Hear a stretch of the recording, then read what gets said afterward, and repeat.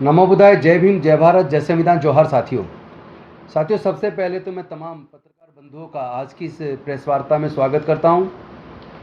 आज हम इसलिए मिले हैं, जैसा कि आप जानते हैं कि 12 फरवरी 2025 से बौद्ध गया के अंदर महाबोधि महाविहार की मुक्ति का आंदोलन चल रहा था और उस आंदोलन को कुचलने के लिए गया के डीएम ने, बिहार की सरकार ने नाना प्रकार के हथकंडे अपनाए और इस हद तक हथकंडे अपनाए कि बुद्ध पूर्णिमा वाले दिन 12 मई 2025 को बिहार के राज्यपाल आरिफ मोहम्मद खान महाबोधि महाविहार मंदिर आए और वहाँ पर उनके साथ बीटीएमसी के तमाम मेंबर्स, गया के डीएम, कमिश्नर, पुलिस अधिकारी सब लोग मौजूद थे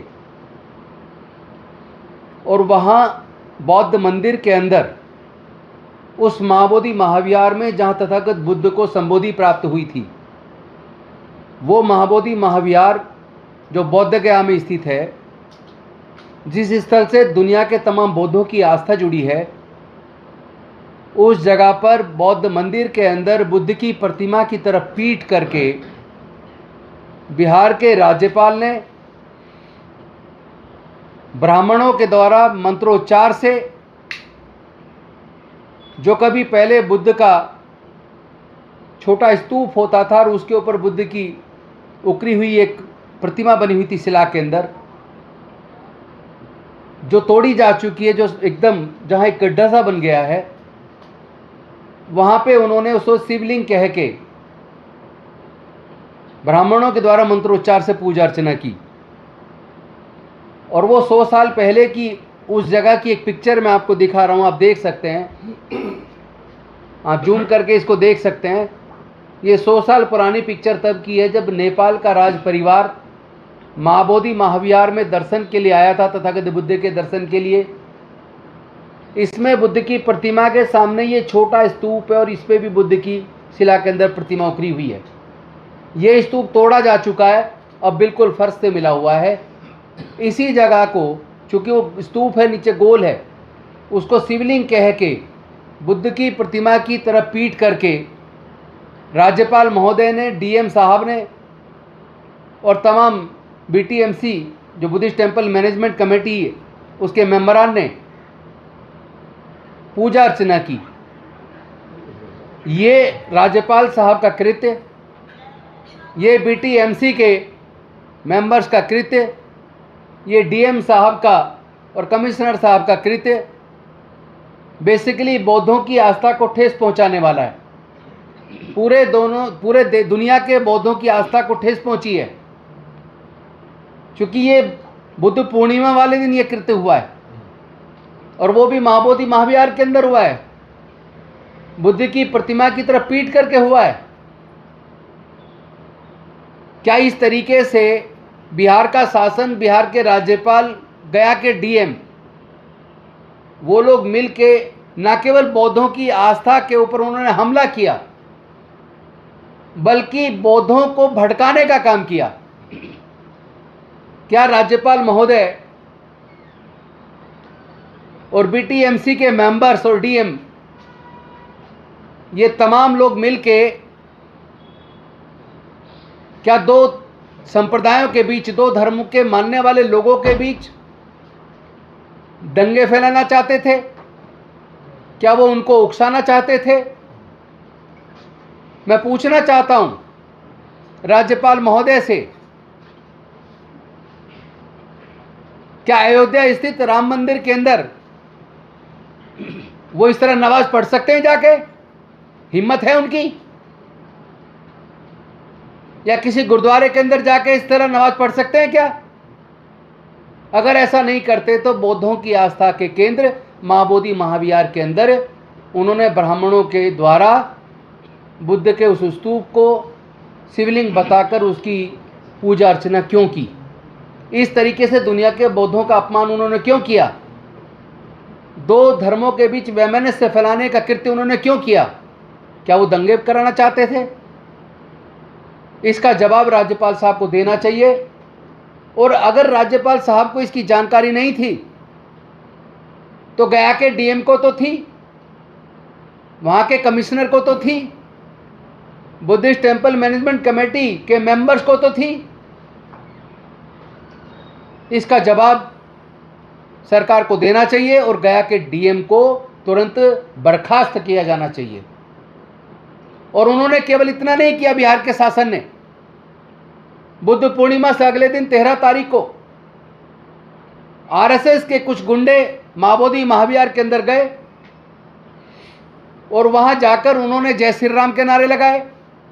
सब लोग जानते हैं कि पूरे दुनिया के बौद्धों का आस्था का केंद्र माबोदी महाविहार है। वहाँ पूरे दुनिया से लोग आते हैं, बुद्ध को मानने वाले लोग आस्था बसाते हैं। और वहाँ जो गुंडे जय श्री राम का नारा लगा रहे थे, मैं पूछना चाहता हूँ बिहार के प्रशासन से, उनको अंदर किसने घुसने दिया? अंदर वो जय श्री राम का नारा क्यों लगा रहे थे? क्या वो बौद्धों को उकसाना चाहते थे? और जब उसके जवाब में जो अलग अलग राज्यों से बौद्ध प्रतिनिधि आए हुए थे, उपासक आए हुए थे, जब उन्होंने उसका विरोध किया और उन्होंने जय भीम बोला, नमो बुद्धाय बोला, तो उनके ऊपर हमला बोल दिया। यहाँ तक कि एक भिक्षुणी की पिटाई की, एक महाराष्ट्र की महिला की पिटाई की। जब इस बारे में जानकारी बनते विनाचार्य जी को मिली तो वह उनको बचाने के लिए गए, तो उल्टा पुलिस ने अंदर जय श्री राम का नारा लगाकर दंगे करने वाले लोगों को गिरफ्तार करके उनके खिलाफ कार्रवाई करने की बजाय उन लोगों ने उल्टा भंते विनाचार्य जी को 13 तारीख की आधी रात को गिरफ्तार कर लिया और जेल भेज दिया, और आज तक भी उनकी जमानत नहीं हुई है। तो इन दोनों कृत्य के खिलाफ पूरा बौद्ध समाज, पूरे देश का बौद्ध समाज बेहद दुखी है, गुस्से में है। हमने सबसे रिक्वेस्ट की है कि आप बुद्ध को मानने वाले हैं, शांति से काम लीजिए। ये हमें भड़काना चाहते हैं, उकसाना चाहते हैं, ये लोग दंगा कराना चाहते हैं, लेकिन हम किसी भी कीमत पे इनके भड़कावे में आकर दंगा नहीं करेंगे। हम शांति के मार्ग पर चलकर संवैधानिक तरीके से अपना विरोध दर्ज कराएंगे और बेहद मजबूती से कराएंगे। सरकार अगर कोई कार्रवाई नहीं करती है, उसके बाद अगला कदम क्या होगा वो हम लोग डिसाइड करेंगे। लेकिन आने वाली 5 जून को सुबह 10:30 बजे जंतर मंतर पर all India Buddhist forum, mission Jai Bhim, the Buddhist society of India, Bharatiya Bauddha महासभा, समता सैनिक दल, भीम आर्मी और भीम सेना व अन्य जितने भी संगठन, राष्ट्रीय बौद्ध महासभा सहित जितने भी बौद्ध संगठन, अम्बेडकरवादी संगठन देश में चल रहे हैं, सब लोगों ने मिलकर यह तय किया है कि आने वाली 5 जून को दिल्ली के जंतर मंतर पर एक विशाल प्रदर्शन सुबह 10:30 बजे किया जाएगा। और यह सब 13 मई को बौद्ध गया के अंदर सिक्किम हाउस में, जो पूरे देश के आए हुए प्रतिनिधियों के बीच में यह तय हुआ था। तो उसी डिसीजन के तहत हम लोग 5 तारीख को जंतर मंतर पर सुबह 10:30 बजे शांतिपूर्वक तरीके से, संवैधानिक तरीके से एक ज़बरदस्त प्रदर्शन करेंगे। और इसके साथ साथ 13 मई को सिक्किम हाउस में, बौद्ध गया में यह भी तय हुआ था कि 6 और 7 जून को देश के सभी राज्यों से प्रतिनिधि दिल्ली में पहुंचेंगे। प्रतिनिधियों का एक सम्मेलन होगा 2 दिन का, रोज 4 सत्र चलेंगे और लंबी विस्तार पूर्वक चर्चा करने के बाद एक राष्ट्रीय बौद्ध संगठनों का समन्वय संघ निर्मित करेंगे, बनाएंगे, ताकि इस माबोदी महाविहार की मुक्ति के आंदोलन को आगे किस दिशा में कैसे लेके जाना है। और इसके साथ साथ जो बहुजन समाज के अन्य मुद्दे हैं, जैसे आए दिन हमारे लोगों को कभी मूंछ रखने पर, कभी घड़ा छू लेने पर, कभी मंदिर में मूर्ति छू लेने पर हत्या कर दी जाती है, कभी घोड़ा खरीदने पर हत्या कर दी जाती है, तो कभी घोड़ी पर बारात निकालने पर हमले कर दिए जाते हैं, तो कभी भीम जागरण या बुद्ध धम्म देशना करने पर प्रतिबंध लगाकर वहाँ हमले कर दिए जाते हैं। तो इस तरह के जो आए दिन जो घटनाक्रम होती है, उसके लिए भी हम राष्ट्रीय एक समिति बनाकर, एक्शन कमेटी बनाकर उसके खिलाफ किस तरीके से आगे बढ़ा जाए और सरकार को कैसे मजबूर किया जाए कि वो बौद्धों और अंबेडकरवादी और बहुजन समाज के लोगों के साथ पक्षपात बंद करे, उनके खिलाफ जो झूठे मुकदमे दर्ज किए गए भंते विनाचार्य या दूसरे हमारे लोगों के खिलाफ, वो तुरंत वापस ले, भंते जी को तुरंत छोड़ा जाए और महाबोधि महाविहार का जो एक्ट है मैनेजमेंट कमेटी का 1949, उस एक्ट को तुरंत रद्द करे और महाबोधि महाविहार बौद्धों को सौंप दे। अगर बिहार की सरकार और केंद्र सरकार मिलकर इस मसले का समाधान नहीं करती हैं तो जैसा मैं पहले ही कह चुका हूं, हम फिर केवल महाबोधि महाविहार की मुक्ति तक नहीं रुकेंगे। उसके बाद तो हमारी जो बाकी हमारे बौद्ध स्थलों पर कब्जा हुआ, चाहे वो बद्रीनाथ का मंदिर बौद्ध मंदिर हो, चाहे वो पुरी जगन्नाथपुरी का बौद्ध मंदिर हो, चाहे वो तिरुपति बालाजी का बौद्ध मंदिर हो, या सोमनाथ मंदिर जिसके नीचे आर्कियोलॉजिकल सर्वे ऑफ इंडिया ने उस वक्त खुदाई की थी जब नरेंद्र मोदी जी मुख्यमंत्री हुआ करते थे, और उसके नीचे बुद्ध का मंदिर, बुद्ध गुफाएं निकल आई और उसको रोक दिया गया। तो इस तरह के तमाम अवशेष ये बताते हैं कि 500 साल से पुराने जितने भी अवशेष भारत में खुदाई में निकले हैं, तमाम अवशेष केवल बुद्ध के निकले हैं, और बुद्ध के स्तूपों को तोड़कर, बुद्ध विहारों को तोड़कर, कब्जा कर कर उनको मंदिरों में तब्दील किया गया है।